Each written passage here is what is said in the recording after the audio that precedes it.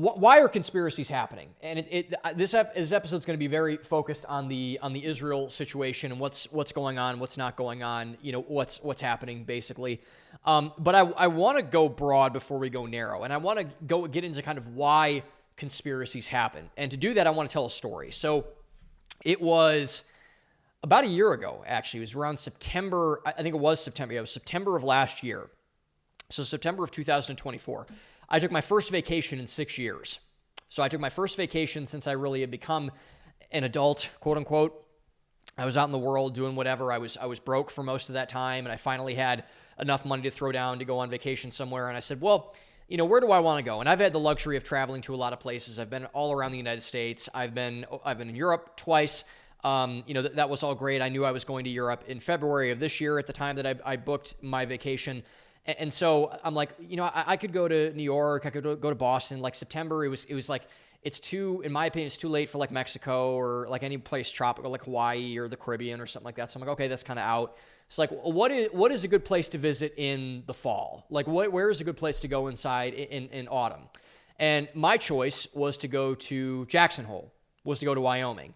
I had first heard about Jackson Hole actually in a Jack Carr novel, actually, in The Terminal List. By the way, his new show is coming out on Amazon Prime later this month, the sequel to the prelude to The Terminal List. I highly recommend watching it. Dark Wolf with Chris Pratt and Taylor Kitsch and all those guys. Antoine Fuqua is directing it. It's going to be awesome. Terminal List is great. If you haven't watched it or read the book, more importantly, watch it, read the book, etc. And so, I'm like, okay, like Jackson Hole sounds cool. I've never been to that part of the country. I'd never been to kind of like that plains, middle of America, like, not Midwest, but not the West Coast either. And I heard it was beautiful, and I looked it up, and I was like, oh my gosh, this place is so gorgeous. And so I fly out to Jackson Hole, and I basically just unplug for a couple of days. I don't bring anything related to my then coaching business at the time. I don't write. I don't think I even brought a computer at that point. I may have had like my Slack downloaded or something, but I didn't even really get that there. I just kind of, I remember Jackson Hole has a small airport, very small airport. I think you can only connect to like Salt Lake City and I think like Los Angeles or maybe Seattle or New York or something like that. But it's only like 10 gates. It's very small. It's very remote. And you had to take kind of like a biplane out there, or not a biplane. It's not that small, but like a very small jet out to, I connected in Salt Lake City, Utah. I'd actually never been to the airport. Nice airport. I got a Jack Carr autograph book there. So that was nice. So shout out to Jack Carr, episode dedicated to Jack Carr.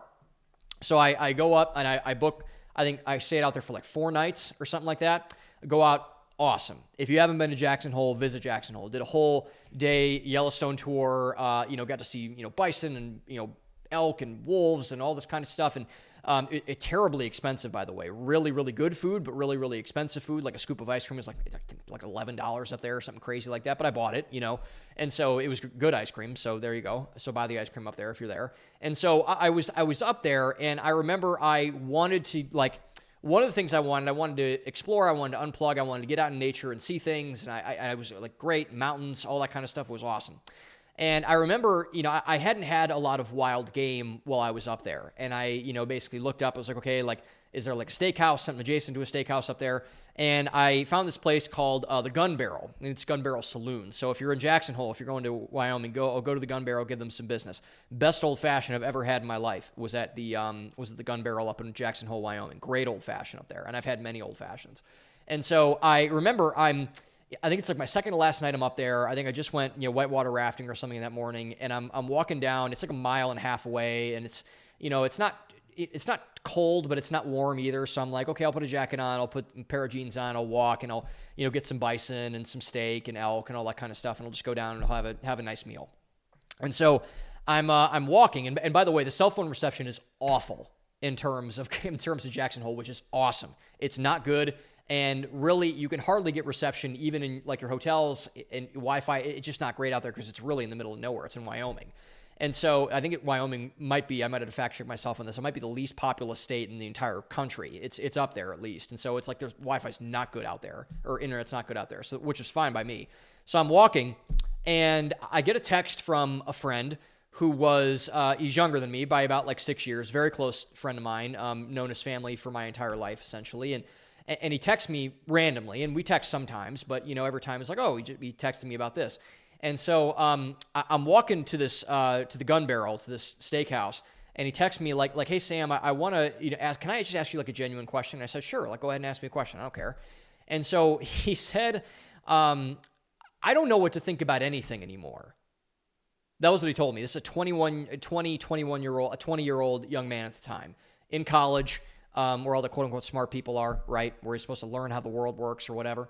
And he texted me, he's like, I don't know what to think about anything. I don't know what's true. I don't know what's false. I don't know whatever. He just, like I said, turned 20. He was going to vote in the election. He didn't know who to vote for. He didn't like all this kind of stuff. He's like, what's going on? And so I was drinking throughout this entire time. I think it was like 2 old fashions and very strong old fashions. And I don't drink all that much, so it doesn't really take much to get me to that place. And so I remember I just went on this like big like text, like boom, here, do this, do whatever.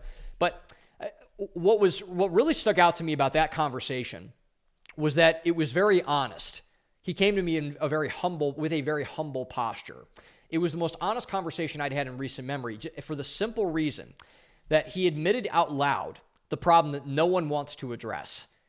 And that problem that no one wants to address is why the narrative on so many things has gone so sideways so quickly. Why can't I find out information about the most basic parts of an election, for example? Or why is the narrative so fractured and so many people are saying different things about this, and they're saying this isn't true, but this is true, and that's not true, and this is true, and like what's going on here?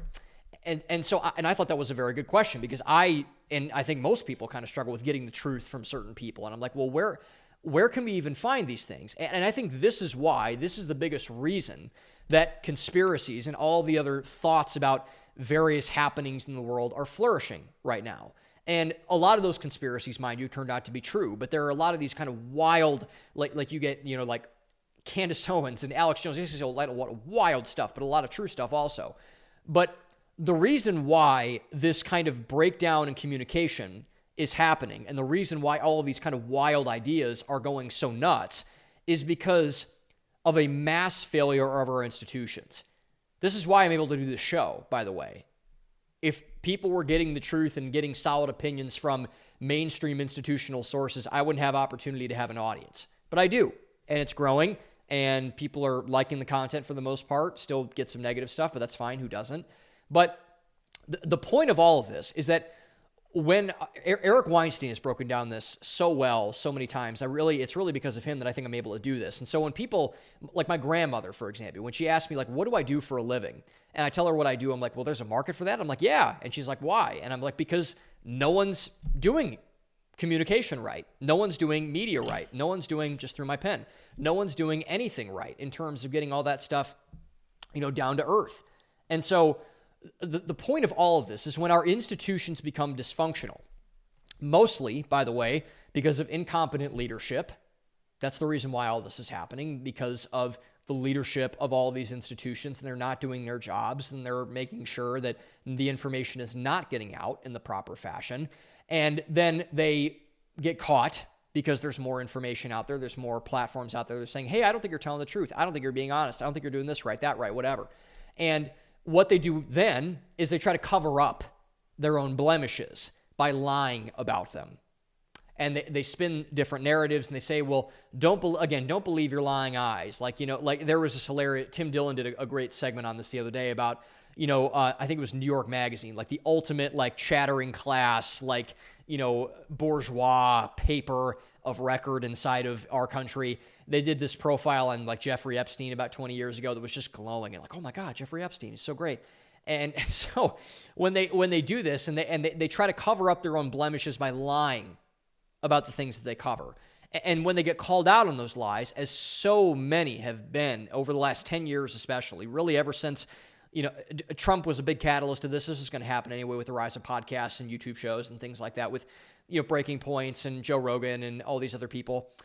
So it causes distrust among the broader populace. That's why all of this stuff happens. And when you cause distrust among the broader populace, when this distrust is filtered through and disseminated among the broader populace, particularly among a cultural institution of anything, whether it's media or the medical complex or like AI or technology or political stuff or whatever, there is a thought that starts to spring up when you start to spot. It's kind of like it's a game of whack-a-mole, essentially.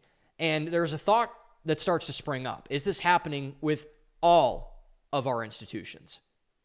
Okay, well, the media lied about this.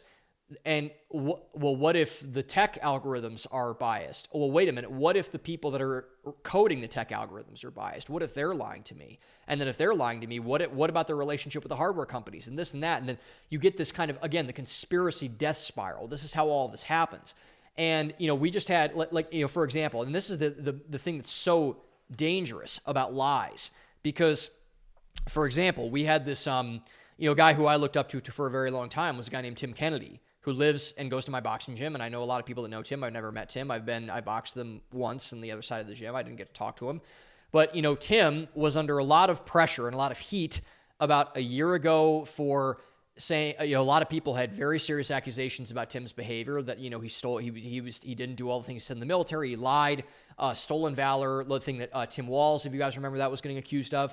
I don't think Tim Walz has been definitively disproven, but Tim Kennedy was under the same thing. And I was like, well, that couldn't happen, whatever.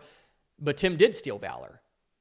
He did lie about his military record. He did lie about his military service. And he admitted that on his social media profiles. And so now, as someone who had this perception of Tim Kennedy, I'm like, whoa, hold on a second. Like, if he lied about that, did he lie about taking PEDs in the UFC? Did he lie about what he did with Afghanistan? Are all of his companies kind of shells? Like, what is this? It's this game of whack-a-mole that we're playing with all of these different, institutions. It's like, well, if our media is screwed up, then like, what about our churches? What about our local government? What about our mayor? What about our president? Like, it just spirals and snowballs. It's like a cartoon when you push the snowball down the hill. It goes bigger and bigger and bigger and bigger. And it's the plane that stalls out in midair and is like, just falling out of the sky so rapidly. And it's like, holy smokes, like what do we do about this? And this is why I believe that everything is just completely getting blown out of proportion, why everything is just seemingly so messed up nowadays. And this is why the conspiracy death spiral has happened the way that it has. Because if no one can trust anything, and I mean anything, we're at the point, trust levels across all of our institutions are so low. Congress, the media, tech companies, big business, the banks, your neighbors, the evangelical church, the Catholic Church, like everything, when you can't trust anything, which almost no one trusts, the military, the police, like whatever, you will get a naturally unstable population. And that's not necessarily that hard to figure out, by the way, because if stability comes from consistency, so if you have no consistency across your media, across your military, across your messaging from your political leaders, from your pastor, you're like, hold on a minute. Like there's a massive incongruence. This is a word that my friend and my sales coach, Tristan Seckler, says all the time. My friend Joe Hines says it all the time. Congruency is the most important thing to establish credibility. If you are congruent across all aspects of your life, you don't want to be Johnny Bravo. This is the thing that my Joe says a lot. He says, if you're Johnny Bravo, you've got a big upper body, but you don't work your legs out at all. Okay, are you really fit? Are you? Probably not in that way. Probably not. And you have reason to doubt about those things. And so this will trickle into every aspect of your life. And it has inside of our cultural life. We don't respect anything. We have no cultural influence behind anything anymore. And it's just insane, dude. And so this is why we seem so quote unquote polarized. This is why, there's anarchy seemingly everywhere, where there's so much bashing of this side and that side of any issue or whatever. This is why no one can seemingly find common ground on anything. And what this does, unfortunately, is it creates this is regardless of political affiliation, of religious faith, of whatever. This is just a human thing. It creates an underclass of bitter and resentful citizens towards their ruling class. And by the way, I've bashed our ruling class several times. I think they're idiots for the most part. But I am not opposed to a ruling class at all. This is, Tucker Carlson talks about it a lot too. I'm not opposed to having leaders. I like leadership. I like competent leadership. That's the important thing. I like leaders that know what they're doing. Our leaders, our ruling class, has no idea what they're doing, seemingly on anything. And even the current administration, I don't think they have a really good idea of what they're doing in anything. Our DOJ seems completely incompetent, for example. I think they all should be fired, every single one of them. But And what this does, if people see this for a long time and they see it over and over again across multiple areas and multiple vectors of society, they're like, oh my God. Like, I mean, I don't like, it's like, these people are idiots. Why should we listen to them? And then that's when revolution starts happening. That's why, like, you see all these like wild threats and this and whatever. And you just don't trust your leaders. And it's not good to not trust your leaders, because if you can't trust your leaders, man, like, who can you trust? And that's a legitimate question. And I think that we don't have a good answer for it right now in our country, which is why everything seems so screwed up.